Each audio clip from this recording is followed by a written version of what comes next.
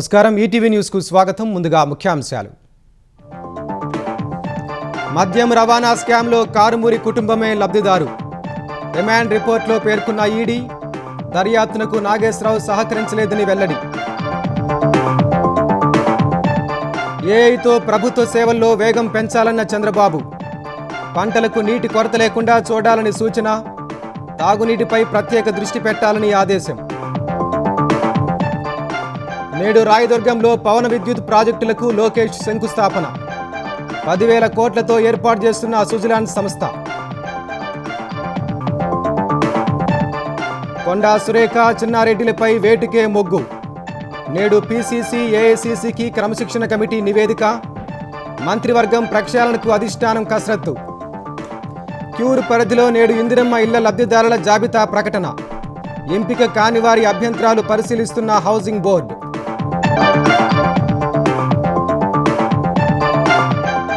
భారత్కు నిరంతరం ఇంధనం ఎరువుల సరఫరా. జైశంకర్తో చర్చల్లో పుతిన్ హామీ. బ్రిక్స్ సదస్సుకు రావాలని రష్యా అధినేతకు ఆహ్వానం. H-1B వీసాలపై $1,00,000 పైగా అదనపు రుసుము. ట్రంప్ సర్కారు ప్రతిపాదన. డిసెంబర్ నాటికి అమల్లోకి తెచ్చేందుకు సన్నాహాలు.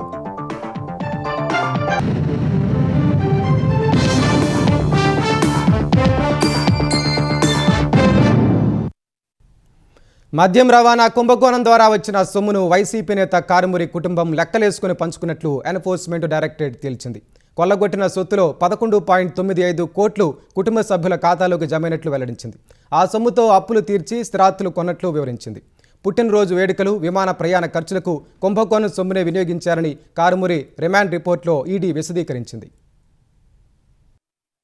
వైసీపీ హయాం నాటి మద్యం రవాణా కుంభకోణంలో మాజీ మంత్రి కారుమూరి నాగేశ్వరరావు, ఆయన కుమారుడు సునీల్ కుమార్ ప్రధాన లబ్ధిదారులు, సూత్రధారులని ఈడీ తేల్చింది. రాజకీయ పలుకుబడి, మద్యం రవాణా కుంభకోణంలో భాగస్వాములైన ముఠా సభ్యులతో సంబంధాల్ని అడ్డం పెట్టుకుని సబ్ కాంట్రాక్టుల కేటాయింపును తమ గుప్పిట్లో పెట్టుకున్నారని రిమాండ్ రిపోర్టులో వెల్లడించింది. కొల్లగొట్టిన సొత్తులో 11.95 కోట్లు సునీల్, ఆయన భార్య కీర్తి, మామ ప్రతాప్ రెడ్డి, తల్లి కారుమూరి లక్ష్మీకిరణ్, సోదరి దీపిక, ఆమె మామ అచ్చప్ప రామ్మూర్తి బ్యాంకు ఖాతాల్లోకి మళ్లించినట్లు నిర్ధారించింది. ఇప్పటి వరకు చేపట్టిన దర్యాప్తులో 18.09 కోట్లు మనీ లాండరింగ్ కు పాల్పడినట్లు ప్రాథమికంగా నిర్ధారించింది. కొల్లగొట్టిన సొమ్ములో కారుమూరి సునీల్ ఖాతాలోకి 3.73 కోట్లు, వల్లూరు కీర్తి ఖాతాలోకి 6.15 కోట్లు, వల్లూరు ప్రతాప్ రెడ్డి ఖాతాలోకి 93 లక్షలు, కారుమూరి దీపిక ఖాతాలోకి 9 లక్షలు, కారుమూరి లక్ష్మీకిరణ్ ఖాతాలోకి 80 లక్షలు, అచ్చప్ప రామ్మూర్తి ఖాతాలోకి 24 లక్షలు చేరినట్లు ఈడీ ప్రాథమికంగా అంచనా వేసింది. జిల్లా స్థాయిలో వికేంద్రీకృత విధానంలో ఉన్న మద్యం రవాణా కాంట్రాక్టును ఈ ముఠా కేంద్రీకృతం చేసిందని ఈడీ వివరించింది. ఏపీఎస్బీసీఎల్ ద్వారా సిగ్మా సంస్థకు కట్టబెట్టిందని పేర్కొంది. వికేంద్రీకృత విధానంలో ఒక్కో మద్యం కేసుకు కిలోమీటర్కు 19.68 రూపాయల చొప్పున రవాణా ఛార్జీలు చెల్లించేవారని తెలిపింది. కేంద్రీకృత విధానంలోకి మార్చాక దాన్ని 32.53 రూపాయలకు పెంచేశారని, తద్వారా ఒక్కో మద్యం కేసుపై కిలోమీటర్కు 13 రూపాయల చొప్పున దోచుకున్నారని తెలిపింది. తర్వాత సిగ్మా నుంచి తన ముసుగు సంస్థ సుదర్శన్ కన్స్ట్రక్షన్స్ పేరిట కారుమూరి నాగేశ్వరరావు సబ్ కాంట్రాక్టు పొందారని వెల్లడించింది. తద్వారా వచ్చిన లబ్ధిలో 85% కారుమూరి కుటుంబానికి, 15% సుదర్శన్ కన్స్ట్రక్షన్స్ కు చెల్లించేలా మౌఖికంగా ఒప్పందం చేసుకున్నారని వెల్లడించింది. మద్యం రవాణా సబ్ కాంట్రాక్టు వ్యవహారాలన్నీ కారుమూరి నాగేశ్వరరావు, సునీల్ కు చెందిన వ్యక్తులే చూసేవారని తెలిపింది. ఏపీఎస్బీసీఎల్ నుంచి సిగ్మాకు, సిగ్మా నుంచి సుదర్శన్ కన్స్ట్రక్షన్స్ ఖాతాలోకి, సుదర్శన్ కన్స్ట్రక్షన్స్ నుంచి నేరుగా కారుమూరి కుటుంబ సభ్యుల ఖాతాల్లోకి డబ్బులు వెళ్లేవని పేర్కొంది. మరికొంత సొత్తును ఆ సంస్థ ఖాతా నుంచి విత్డ్రా చేసి నగదు రూపంలో కారుమూరి కుటుంబానికి అందించేవారని తెలిపింది. కొల్లగొట్టిన సొత్తు దారి మళ్లించేందుకు ఈ ఎత్తుగడలు అవలంబించారని రిమాండ్ రిపోర్టులో ఈడీ వెల్లడించింది. విచారణకు రావాలని నాగేశ్వరరావుకు నోటీసిస్తే దర్యాప్తునకు ఆటంకం కలిగించే ఉద్దేశంతో గైర్హాజరయ్యారని వివరించింది. మనీ లాండరింగ్ కు పాల్పడ్డారు అనేందుకు స్పష్టమైన ఆధారాలు ఉన్నాయని, అందుకే అరెస్టు చేసినట్లు రిమాండ్ రిపోర్టులో ఈడీ ప్రస్తావించింది. ప్రభుత్వ సేవలను మరింత వేగంగా, సులభంగా ప్రజలకు చేరువ చేసేందుకు ఏఐ సహా ఆధునిక సాంకేతికతను విస్తృతంగా వినియోగించాలని సీఎం చంద్రబాబు అధికారులను ఆదేశించారు. ఎల్నినో ప్రభావంతో పంట దిగుబడులు తగ్గే అవకాశం ఉన్న నేపథ్యంలో సాగులో ఉన్న పంటలకు నీటి కొరత రాకుండా చూడాలని సూచించారు. ఆర్టీజీఎస్ సమీక్షలో వివిధ శాఖల పనితీరు, పురోగతిపై చంద్రబాబు ఆరా తీశారు. ప్రజలు ఏ ఒక్క సేవ కోసం ప్రభుత్వ కార్యాలయాలకు వెళ్లాల్సిన అవసరం లేకుండా వ్యవస్థలను రూపొందించాలని స్పష్టం చేశారు. వాట్సాప్ గవర్నెన్స్, మనమిత్ర ద్వారా ప్రస్తుతం అందిస్తున్న 1204 సేవల్లో డేటా ఎంట్రీ సమాచారాన్ని మరింత తగ్గించాలని సూచించారు. తాగునీటికి ఎలాంటి ఇబ్బంది తలెత్తకుండా ముందస్తు చర్యలు చేపట్టాలని చంద్రబాబు ఆదేశించారు. మలేరియా, డెంగీ వ్యాప్తిని అరికట్టేందుకు నియంత్రణ చర్యలు చేపట్టాలని సూచించారు. ఏపీని కార్బన్ న్యూట్రల్ లక్ష్యం దిశగా తీసుకెళ్లేందుకు పునరుత్పాదక ఇంధనంపై మరింత దృష్టి పెట్టాలని అధికారులకు చెప్పారు. ఇందులో భాగంగా సోలార్ రూఫ్ టాప్లను పెద్ద ఎత్తున ఏర్పాటు చేసేలా కార్యాచరణ రూపొందించాలన్నారు. మొక్కజొన్న సాగులో రైతులకు నాణ్యమైన అధిక దిగుబడులు అందించే వంగడాలు అభివృద్ధి చేసిన ఏలూరు జిల్లా ముసునూరు గోర్మే పాప్కార్నియా సంస్థను డిప్యూటీ సీఎం పవన్ కళ్యాణ్ అభినందించారు. వ్యవసాయ రంగంలో ఈ వంగడం కీలక మైలురాయి అని అభివర్ణించారు. గోర్మే పాప్కార్నియా సంస్థ అభివృద్ధి చేసిన జన్యుపరంగా మార్పులు చెందని మొక్కజొన్న వంగడాన్ని ఉపరాష్ట్రపతి, గవర్నర్, సీఎం చంద్రబాబు చేతుల మీదుగా ఆవిష్కరించడం గర్వకారణమన్నారు. ఈ పరిశోధనలు రైతుల ఆదాయాన్ని పెంచడంలో కీలక పాత్ర పోషిస్తాయని పవన్ తెలిపారు. ఆంధ్రప్రదేశ్లో వ్యవసాయ అభివృద్ధి, రైతుల సంక్షేమానికి కూటమి ప్రభుత్వం కట్టుబడి ఉంటుందని స్పష్టం చేశారు. పిఠాపురం ఏఈ నోకరాజు కుటుంబం ఆత్మహత్య కేసులో సాదిక్ ఖాన్ దురాగతాలు మరిన్ని వెలుగు చూస్తున్నాయి. సౌజన్య భర్త జగదీశ్వరరెడ్డి నరాల సంబంధిత సమస్యతో బాధపడేవారు. అప్పటికే సౌజన్యతో సన్నిహితంగా మెలిగిన సాదిక్ ఆమె భర్తకు ప్రోటీన్ పౌడర్లో సైనైడ్ కలిపి ఇచ్చినట్లు పోలీసుల విచారణలో బయటపడిందని సమాచారం. సాదిక్ హైదరాబాద్లోని ఓ బంగారం వర్తకుని వద్ద సైనైడ్ కొన్నట్లు పోలీసులు గుర్తించారు. సౌజన్య భర్త చనిపోయాక ఆమెను ఇస్లాంలోకి మార్చి నిఖా చేసుకోవాలని సాదిక్ భావించాడు. ఆత్మహత్యకు ముందు సౌజన్య రాసిన లేఖలో ఈ విషయం ప్రస్తావించారు. తన భర్తకు అత్యంత ప్రమాదకరమైన కెమికల్స్ ఇచ్చి చంపి తర్వాత తనను కంట్రోల్లోకి తీసుకున్నాడని సౌజన్య తెలిపారు. ఇంటి తాళం నుంచి ఆస్తుల డాక్యుమెంట్ల వరకు అన్నీ లాక్కున్నట్లు రాశారు. తన తండ్రిని చంపేసి కుమారుణ్ణి ఉగ్రవాదులకు అమ్మేస్తానని బెదిరించాడని వాపోయారు. ఇస్లాంలోకి మారాలని, రోజూ ఇస్లాం పుస్తకాలు చదివి నోట్స్ రాయాలని చిత్రహింసలు పెట్టేవాడని వివరించారు. సాదిక్తో పోరాడే శక్తి తనకు లేకే అంతా కలిసి ఆత్మహత్యకు నిర్ణయించుకున్నామని లేఖలో సౌజన్య రాశారు. పార్టీకి నష్టం చేస్తున్న కొండా సురేఖ, చిన్నారెడ్డిపై వేటు వేయాల్సిందేనని టీపీసీసీ క్రమశిక్షణ కమిటీ అధిష్టానానికి నివేదించినట్లు తెలుస్తోంది. వ్యక్తుల కంటే పార్టీనే ముఖ్యమని రూపొందించిన నివేదికను నేడు క్రమశిక్షణ కమిటీ పీసీసీ, ఏఐసీసీకి ఇవ్వనుంది. తెలంగాణ వ్యవహారాలపై దృష్టి సారించిన కాంగ్రెస్ అధినాయకత్వం మంత్రివర్గాన్ని ప్రక్షాళన చేసేందుకు కసరత్తు చేస్తున్నట్లు తెలుస్తోంది. మంత్రి కొండా సురేఖ, తెలంగాణ ప్రణాళికా సంఘం ఉపాధ్యక్షుడు చిన్నారెడ్డిపై చర్యలు అనివార్యమని కాంగ్రెస్ క్రమశిక్షణ వ్యవహారాల కమిటీ తుది నిర్ణయానికి వచ్చినట్లు సమాచారం. ఈ మేరకు రూపొందించిన నివేదికను ఇవాళ పీసీసీకి, ఏఐసీసీకి ఇవ్వనుంది. గతంలో వరంగల్ జిల్లా ఎమ్మెల్యేలు ఫిర్యాదు చేసినప్పుడే హెచ్చరించిన కొండా సురేఖ వైఖరిలో ఏమాత్రం మార్పు రాలేదని కమిటీ సభ్యులు భావిస్తున్నట్లు సమాచారం. సీఎం రేవంత్ రెడ్డిపై ఆమె కుమార్తె ఆరోపణలు చేయడం ఏమాత్రం క్షమార్హం కాదని కమిటీ తేల్చినట్లు తెలుస్తోంది. మంత్రిగా ఉండి సీఎంపై కుమార్తె వ్యాఖ్యల్ని ఎందుకు సురేఖ ఖండించలేదని ప్రశ్నించినట్లు సమాచారం. ప్రభుత్వంతో తనకు సంబంధం లేదన్నట్లుగా కొండా సురేఖ వైఖరి ఉందని క్రమశిక్షణ కమిటీ అభిప్రాయపడింది. కొండా సురేఖకు మంత్రివర్గంలో కొనసాగే నైతిక అర్హత లేదని పార్టీలో చర్చ జరుగుతోంది. మంత్రి స్థాయి పదవిలో ఉన్న చిన్నారెడ్డి పార్టీ టికెట్లు అమ్ముకున్నారు అనడం క్షమార్హం కాదని క్రమశిక్షణ కమిటీ అభిప్రాయపడ్డట్లు సమాచారం. ప్రభుత్వ పదవిలో కొనసాగే నైతిక అర్హత ఆయనకు లేదని తేల్చినట్లు సమాచారం. వీరిద్దరిపై చర్యలు తీసుకోకపోతే ఇతరులకు భవిష్యత్తులో సమాధానం చెప్పలేని పరిస్థితి వస్తుందని కమిటీ గట్టిగా భావిస్తోంది. ఇదే సమయంలో తెలంగాణలో మంత్రివర్గ ప్రక్షాళన ఉంటుందని కాంగ్రెస్ పార్టీ వర్గాలు చెప్తున్నాయి. ప్రస్తుతం తెలంగాణలో ముఖ్యమంత్రితో పాటు 16 మంది అమాత్యులు ఉండగా 2 పదవులు ఖాళీగా ఉన్నాయి. వాటి భర్తీపై అధిష్టానం దృష్టి సారించినట్లు తెలుస్తోంది. ఎన్నికల వేళ మంత్రి పదవి ఇస్తామని హామీ ఇచ్చిన కోమటిరెడ్డి రాజగోపాల్ రెడ్డి పేరును పరిశీలిస్తున్నట్లు సమాచారం. మంత్రివర్గంలో చోటు కల్పించారని స్పీకర్ గడ్డం ప్రసాద్ కుమార్ అధిష్టానాన్ని కోరుతున్నట్లు చర్చ జరుగుతోంది. ప్రసాద్ కుమార్ ను మంత్రివర్గంలోకి తీసుకుంటే ప్రస్తుతం ఉన్న మంత్రుల్లో ఒకరిని స్పీకర్ పదవికి ఎంపిక చేసే అవకాశం ఉందనే చర్చ జరుగుతోంది. రాజగోపాల్ రెడ్డికి మంత్రిగా అవకాశం కల్పిస్తే ఆయన సోదరుడు కోమటిరెడ్డి వెంకటరెడ్డి సేవల్ని పార్టీ పరంగా మరింత విస్తృతంగా వినియోగించుకునే అంశాన్ని అధిష్టానం పరిశీలిస్తున్నట్లు సమాచారం. ప్రజలతో నేరుగా సంబంధం ఉన్న ఆర్థిక, రెవెన్యూ, మున్సిపల్, విద్య, వ్యవసాయం వంటి కీలక శాఖల్ని మరింత సమర్థంగా నిర్వహించగల వారికి అప్పగించాలని ఆలోచిస్తున్నట్లు తెలిసింది. మంత్రివర్గ ప్రక్షాళన జరిగితే కొత్త మంత్రుల్ని తీసుకోవడమే కాకుండా ఇప్పుడున్న వారి శాఖల్లోనూ మార్పులు జరిగే అవకాశం ఉందనే చర్చ జరుగుతోంది. హైదరాబాద్ క్యూరు పరిధిలో ఇందిరమ్మ ఇళ్ల అర్హుల తుది జాబితాను నేడు విడుదల చేయనున్నారు. క్యూరు పరిధిలోని 16 నియోజకవర్గాల్లో 60,720 మంది ఇండ్ల కోసం దరఖాస్తు చేసుకున్నారు. వారిలో అర్హత లేనట్లుగా గుర్తించిన వారికి హౌసింగ్ బోర్డు సమాచారం పంపి అభ్యంతరాలు ఉంటే తెలపాలని సూచించింది. నిన్న సాయంత్రం వరకు అభ్యంతరాలను స్వీకరించినట్లు Telangana housing board vice chairman Gautam వెల్లడించారు. క్యూరు పరిధిలో నివసించని వారు, ఇప్పటికే ఇల్లు లేదా ప్లాట్ ఉన్నవారు కూడా దరఖాస్తు చేసుకున్నారని వెల్లడించారు. 4 వీలర్ను క్యాబ్గా ఉపయోగిస్తున్న వారిని అర్హులుగానే గుర్తిస్తున్నామని తెలిపారు. 4 వీలర్ను వ్యక్తిగతంగా వాడుకుంటే అనర్హులుగా పరిగణిస్తున్నట్లు గౌతమ్ చెప్పారు. దరఖాస్తు స్టేటస్ కోసం ఆఫీసుల చుట్టూ తిరగొద్దన్నారు. అన్ని వివరాలు tgHB.telangana.gov.in వెబ్సైట్లో అందుబాటులో ఉంటాయన్నారు. సందేహాలుంటే 04024603572 నంబర్లో సంప్రదించాలని గౌతమ్ సూచించారు. తెలంగాణ స్కిల్ యూనివర్సిటీలో పాలిటెక్నిక్ కాలేజీల విలీనంపై విద్యార్థులు, ఉద్యోగుల ఆందోళనల నేపథ్యంలో ప్రభుత్వం ఉన్నత స్థాయి కమిటీని ఏర్పాటు చేసింది. ప్రభుత్వ సలహాదారు కె కేశవరావు చైర్మన్గా కమిటీ పనిచేయనుంది. MLC Kodandaram, retired professor Shanta Sinha, ప్రత్యేక సిఎస్ నవీన్ మిత్తల్, శక్తి డిపార్ట్మెంట్ కార్యదర్శి, సాంకేతిక విద్యాశాఖ కమిషనర్ సభ్యులుగా కమిటీని ఏర్పాటు చేసింది. సాంకేతిక విద్యాశాఖ పరిధిలో ఉన్న పాలిటెక్నిక్లను శక్తి శాఖ పరిధిలోకి తీసుకొస్తూ ప్రభుత్వం జూన్ 16న జీవో 97 జారీ చేసింది.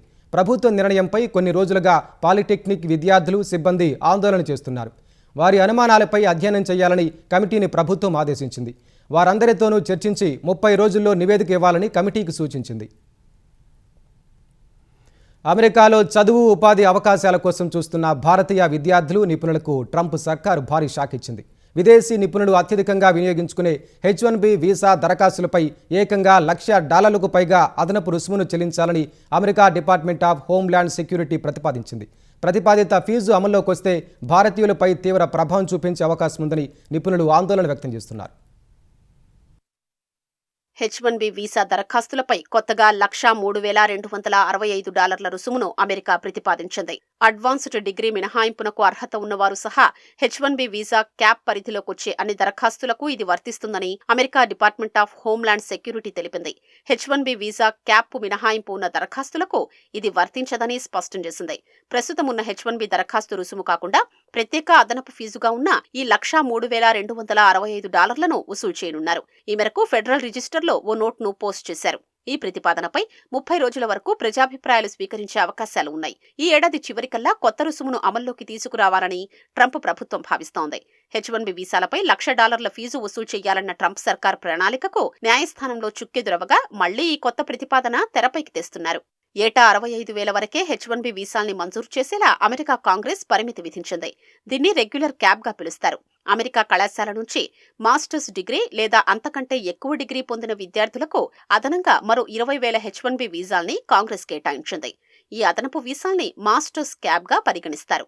ప్రతిపాదిత ఫీజు కార్యరూపం దాలిస్తే అమెరికాలో స్థిరపడాలని కలలుగనే భారతీయ నిపుణులకు గట్టి ఎదురుదెబ్బ తగిలినట్లవుతుంది. 2024 ఆర్థిక సంవత్సరంలో H1B పిటిషన్లలో 71% భారతీయులవే కావడం విశేషం. మరోవైపు F1 optional practical training program దరఖాస్తులకు కొత్తగా దాదాపు $1,00,000 మేర రుసుము విధించే యోచనలో ట్రంప్ సర్కార్ ఉన్నట్లు ప్రముఖ ఇమ్మిగ్రేషన్ లా సంస్థ ఫ్రాగోమెన్ పేర్కొంది. అమెరికాలో చదువుతున్న విద్యార్థులకు కొత్త వీసా నిబంధనలు అమల్లోకి రానున్న నేపథ్యంలో అంతర్జాతీయ విద్యార్థులను US విశ్వవిద్యాలయాలు అప్రమత్తం చేశాయి. సెప్టెంబర్ 15 నుంచి కొత్త వీసా రూల్స్ అమల్లోకి రానుండగా అంతకుముందే విద్యార్థులు అమెరికా చేరుకోవాలని సూచించాయి. ఈ మేరకు F1, J1 విద్యార్థులతో పాటు J1 స్కాలర్లకు అమెరికా యూనివర్సిటీలు సమాచారం పంపాయి. ప్రస్తుత నిబంధనల ప్రకారం విద్యార్థులు కోర్సు పూర్తయ్యే వరకు ఎలాంటి ప్రత్యేక దరఖాస్తులు లేకుండా అమెరికాలో ఉండే అవకాశం ఉంది. కొత్త విధానం ప్రకారం విద్యార్థులు తమ కోర్సు పూర్తయ్యే వరకు ఎలాంటి కాలపరిమితి లేకుండా అమెరికాలో ఉండేందుకు ఉన్న డ్యూరేషన్ ఆఫ్ స్టేటస్ను తొలగిస్తారు. దీని స్థానంలో గరిష్టంగా 4 ఏళ్లు పరిమితి ఉండేలా లేదా కోర్సు వ్యవధికి సరిపడా నిర్దిష్టమైన ముగింపు తేదీని I-94 రికార్డులో నమోదు చేస్తారు. ఇప్పటికే అమెరికాలో ఉంటూ చదువుకుంటున్న విద్యార్థులకు కొత్త నిబంధనల నుంచి మినహాయింపు ఉంది. సెప్టెంబర్ 15 తర్వాత అమెరికాలో అడుగుపెట్టే విద్యార్థులకు మాత్రమే కొత్త వీసా నిబంధనలు వర్తిస్తాయి. వారికి అడ్మిట్ అంటిల్ డేట్ అని నమోదు చేస్తారు. కోర్సు పూర్తి చేసుకునేందుకు అదనపు సమయం కావాల్సి వస్తే ప్రత్యేకంగా దరఖాస్తు చేసుకోవాల్సి ఉంటుంది. ఈ నిబంధనలను నిలిపివేయాలని కోరుతూ పలు విద్యా సంస్థలు ఇప్పటికే న్యాయస్థానాన్ని ఆశ్రయించాయి. అనంతపురం జిల్లా రాయదుర్గం నియోజకవర్గంలోని గోవిందవాడలో 10,000 కోట్లతో సుజలాన్ సంస్థ ఏర్పాటు చేస్తున్న కొత్త పవన విద్యుత్ ప్రాజెక్టులకు మంత్రి లోకేష్ నేడు శ్రీకారం చుట్టనున్నారు. ఉదయం ప్రత్యేక విమానంలో కర్ణాటకలోని బళ్ళారి సమీపంలో జిందాల్ విమానాశ్రయంలో దిగనున్న లోకేష్ అక్కడి నుంచి రాయదుర్గం బయలుదేరతారు. బళ్ళారి సమీపంలో సుజలాన్ సంస్థ బ్లేడ్ స్టాక్ యార్డును సందర్శిస్తారు. తర్వాత అనంతపురం జిల్లా కనేకల్లు మండలం హులికెర గ్రామంలో సుజలాన్ S144 కొత్త బ్లేడ్ ఉత్పత్తి లైన్లను ప్రారంభించనున్నారు. అక్కడి నుంచి రాయదుర్గంలో చంద్రబాబు నాయుడు పార్క్ వద్దకు చేరుకుంటారు. సుజలాన్ కంపెనీ ఏర్పాటు చేయనున్న పవన విద్యుత్ ప్లాంటుకు భూమి పూజ చేయనున్నారు. తర్వాత నల్లంపల్లి వద్ద తెలుగుదేశం నేతలు కార్యకర్తలతో లోకేష్ సమావేశం కానున్నారు. రామోజీరావు కీర్తిని చూసి ఓర్వలేకే అంబటి రాంబాబు నైతికత లేకుండా విమర్శలు చేస్తున్నారని మంత్రి నిమ్మల రామానాయుడు మండిపడ్డారు. రాజకీయ కక్షతో ఎన్ని అక్రమ కేసులు పెట్టినా రామోజీ నిజాయితీగా బయటకొచ్చారని ప్రశంసించారు. తెలుగు భాష, పాత్రికేయ రంగానికి ఆయన చేసిన సేవలు మరువలేనివని రామానాయుడు గుర్తు చేశారు. ఏ మాత్రం కూడా నైతికత లేనిటువంటి అంబటి లాంటి వారు కూడా రామోజీరావు గారు లాంటి మహనీయుడిని విమర్శించడం అనంటే ఆకాశం మీద ఉమ్మి వేయడం అని చెప్పి ఈరోజు ప్రజలందరూ కూడా భావిస్తున్నటువంటి పరిస్థితి. లక్షలాది కోట్ల ప్రజల సొమ్ముని దోచేసినటువంటి ఈ వైసీపీ నేరగాళ్లకు, డిపాజిట్దారుల కోసం తన సొంత ఆస్తులను సైతం మరి అమ్మి డిపాజిట్లు చెల్లించినటువంటి రామోజీరావు గారికి నక్కకి నాగలోకానికి ఉన్నంత తేడా ఉందని చెప్పి మీ ద్వారా తెలియజేస్తూ ఉన్నాను. ఆంధ్రప్రదేశ్ జూనియర్ డాక్టర్స్ అసోసియేషన్ సమ్మెకు దిగడాన్ని సవాల్ చేస్తూ దాఖలైన పిల్పై హైకోర్టు అత్యవసర విచారణ జరిపింది. ఏపీ జోడాల అధ్యక్షుడు డాక్టర్ ఈశ్వర్ శంకర్కు నోటీసులు జారీ చేసింది. ఆసుపత్రుల్లో అత్యవసర వైద్య సేవలకు విఘాతం కలగకుండా ఎలాంటి చర్యలు చేపట్టారో చెప్పాలని ఆంధ్రప్రదేశ్ ప్రభుత్వాన్ని ఆదేశించింది. జోడాలతో సమ్మె విరమింపజేసేందుకు ఏమి చేస్తున్నారో చెప్పాలని హైకోర్టు ప్రధాన న్యాయమూర్తి జస్టిస్ లిసాగిల్, జస్టిస్ చల్లా గుణరంజన్తో కూడిన ధర్మాసనం సూచించింది. విచారణను మంగళవారానికి వాయిదా వేసింది. ఎస్ఐఆర్ ప్రక్రియలో భాగంగా ఎల్లుండి తెలంగాణ వ్యాప్తంగా పోలింగ్ కేంద్రాల వారీగా గ్రామ వార్డు సభలు జరగనున్నాయి. గ్రామ వార్డు సభల నిర్వహణపై కలెక్టర్లు, ఈఆర్ఓలు, ఏఈఆర్ఓలు తెలంగాణ ఎన్నికల ప్రధానాధికారి సుదర్శన్ రెడ్డి వీడియో కాన్ఫరెన్స్ నిర్వహించారు. ముసాయిదా జాబితా నుంచి తొలగించిన ఓటర్ల వివరాలను గ్రామ సభల్లో చదివి వినిపించాలని అధికారులకు సూచించారు. ఎన్యుమరేషన్ ఫారం ఇచ్చినప్పటికీ ఏదైనా కారణంతో ముసాయిదా జాబితాలో ఓటు రాకపోతే వాటిని పరిశీలించాలన్నారు. కొత్త ఓటర్ల నమోదు, సవరణలు, అవసరమైన డాక్యుమెంట్లపై గ్రామ వార్డు సభల్లో అవగాహన కల్పించాలని సీఈఓ తెలిపారు. నోటీసుల జారీలో వేగం పెంచాలన్నారు. రాజకీయ పార్టీలతో ప్రతివారం సమన్వయ సమావేశం నిర్వహించాలని ఆదేశించారు. కళ్ల ముందే నీళ్లు కనిపిస్తున్నప్పటికీ రైతులకు సాగునీరు నిరాకరిస్తున్న రేవంత్ రెడ్డి ప్రభుత్వం ఆంధ్రప్రదేశ్ ప్రయోజనాల కోసమే పనిచేస్తోందని మాజీ మంత్రి నిరంజన్ రెడ్డి ఆరోపించారు. తెలంగాణ ప్రాజెక్టులను వ్యతిరేకించిన ఆదిత్యనాథ్ దాస్ను సాగునీటికి కోవర్టు సలహాదారుగా పెట్టుకున్నారని ఆయన విమర్శించారు. తక్షణమే పాలమూరు జిల్లాలో ప్రాజెక్టుల పంపులు ఆన్ చేయాలని నిరంజన్ డిమాండ్ చేశారు. తెలంగాణ నదీ జలాల హక్కులను ఎట్లా ఓడించాలని వాదన చేసి డాక్యుమెంటేషన్ అంతా తయారు చేసినటువంటి ఆనాటి ఆంధ్రప్రదేశ్ ప్రభుత్వంలో ప్రిన్సిపల్ సెక్రటరీ ఇరిగేషన్గా కానీ, చీఫ్ సెక్రటరీగా కానీ పనిచేసి రిటైర్ అయినటువంటి ఆదిత్యనాథ్ దాస్ చంద్రబాబు నాయుడు గారి సొంత మనిషిని సిగ్గు ఎగ్గు లేకుండా తెలంగాణ ప్రభుత్వం తీసుకొని వచ్చి సాగునీటి సలహాదారుగా పెట్టుకున్నది. ప్రతిభ ఉన్న ఇంజనీర్లు లేరా? ప్రతిభ ఉన్నటువంటి రిటైర్డ్ ఐఏఎస్లు లేరా? తెలంగాణ వాళ్ళు లేరా? ఎందుకు తెచ్చిపెట్టుకున్నట్లు? ఎన్విరాన్మెంటల్ క్లియరెన్సెస్ పాలమూరుకు సంబంధించినటువంటివి నామినల్ ఇంపోజిషన్ ఆఫ్ ఫైన్ ఉంది, దీన్ని కట్టుకొని మీరు చేసుకోండి అంటే ఫైన్ కట్టకుండా దాన్ని పర్మిషన్స్ తెచ్చుకోకుండా ఆంధ్రప్రదేశ్ ఎన్ఓసి కావాలనేటువంటి ఆర్గ్యుమెంట్ పెడుతున్నది ఎవరు ఇవాళ ఈ ప్రభుత్వంలో? అంటే కేవలం ఆంధ్ర ప్రయోజనాల కోసం మాత్రమే రేవంత్ రెడ్డి సర్కార్ పనిచేస్తాం. నవమాసాలు మోసి కనిపించిన కుమారులే హత్య చేసిన దారుణ ఘటన కరీంనగర్ జిల్లా సైదాపూర్ మండలం ఎలబోతారంలో జరిగింది. అమ్మ చనిపోతే సొంతిల్లు వేడాల్సి వస్తుందని 80 ఏళ్ల వయసులో పక్షవాతంతో బాధపడుతున్న మాతృమూర్తిని బావిలో పడేశారు. ఎలబోతారంకు చెందిన వెంకటమ్మకు 4 కుమారులు. వృద్ధాప్యంలో ఉన్న తల్లిని 4 కొడుకులు వంతుల వారీగా చూసుకుంటున్నారు. తల్లికి సపర్యలు చేయలేకపోవడం సహా ఆమె ఇంట్లోనే చనిపోతే అరిష్టమని భావించిన పెద్ద కొడుకు సమ్మయ్య, చిన్న కొడుకు శ్రీనివాస్ కలిసి కన్న తల్లిని కడతీర్చారని హుజురాబాద్ రూరల్ సీఐ తెలిపారు. పశ్చిమాసియాలో ఉద్రిక్తతలు పెరుగుతున్న వేళ అమెరికా, ఇరాన్ మధ్య శాంతి చర్చలు పునరుద్ధరించే దిశగా పాకిస్తాన్ ప్రయత్నాలు చేస్తోంది. ఈ మేరకు టెహరాన్లో పర్యటించిన పాక్ సైన్యాధిపతి Asim Munir Iran parliament speaker Ghalibaf, అంతర్గత వ్యవహారాల మంత్రి ఎస్కందర్ మోమేన్తో సమావేశమయ్యారు. ఇరాన్తో పాక్ ద్వైపాక్షిక సంబంధాలు, తాజా ప్రాంతీయ పరిణామాలపై చర్చించారు. ఈ చర్చల్లో పాక్ అంతర్గత వ్యవహారాల మంత్రి మొహసిన్ నఖ్వీ కూడా పాల్గొన్నారు.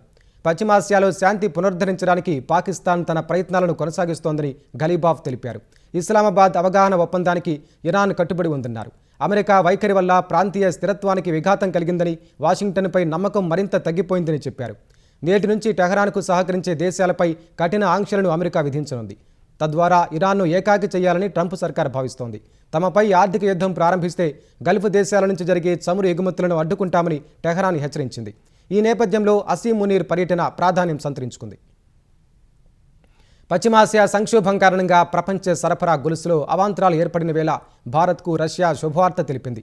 భారత్కు నిరంతరం ఇంధనం, ఎరువులను సరఫరా చేసేందుకు సిద్ధంగా ఉన్నామని స్పష్టం చేసింది. 2 రోజుల పర్యటనలో భాగంగా మాస్కో వెళ్లిన విదేశాంగ శాఖ మంత్రి జయశంకర్ రష్యా అధ్యక్షుడు పుతిన్, ఇతర కీలక నేతలతో సమావేశమయ్యారు.